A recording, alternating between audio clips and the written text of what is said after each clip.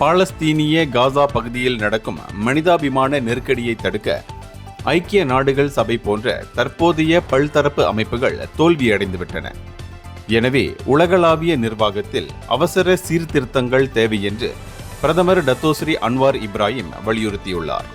சீன அதிபர் Xi Jinping தலைமையில் தியான்ஜினில் நடைபெற்ற ஷங்காய் ஒத்துழைப்பு அமைப்பு கூட்டத்தில் உரையாற்றிய பிரதமர், லட்சியங்களுக்கும் நடைமுறைக்கும் இடையே உள்ள இடைவெளி நம்பிக்கையை அரித்துவிட்டதாக கூறினார். அது மட்டுமின்றி தற்போதுள்ள அமைப்புகளின் வர்த்தகம், பருவநிலை மாற்றம், யுத்தம் போன்ற விவகாரங்களில் செயலற்ற தன்மை நம்பிக்கையை குறைத்துவிட்டது என்றும் அவர் சுட்டிக்காட்டினார்.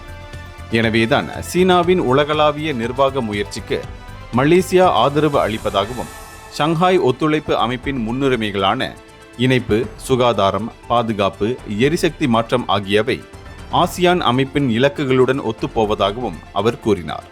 பிரதமர் அன்வார் இப்ராஹிம் சீன அதிபரின் அழைப்பின் பேரில் ரஷ்ய அதிபர் விளாடிமிர் புட்டின், இந்திய பிரதமர் நரேந்திர மோடி, ஐக்கிய நாடுகள் சபையின் பொதுச் செயலாளர் அந்தோனியோ குத்தேரஸ் உள்ளிட்ட உலக தலைவர்களுடன் இந்த கூட்டத்தில் கலந்து கொண்டார். அனைத்துலக உறவுகளில் மிதவாதம், ஒத்துழைப்பு, சமநிலைக்கு மலேசியாவின் உறுதிப்பாட்டை அவர் மீண்டும் வலியுறுத்தினார். இந்தியர்களின் இதய குரல் மக்களோசை.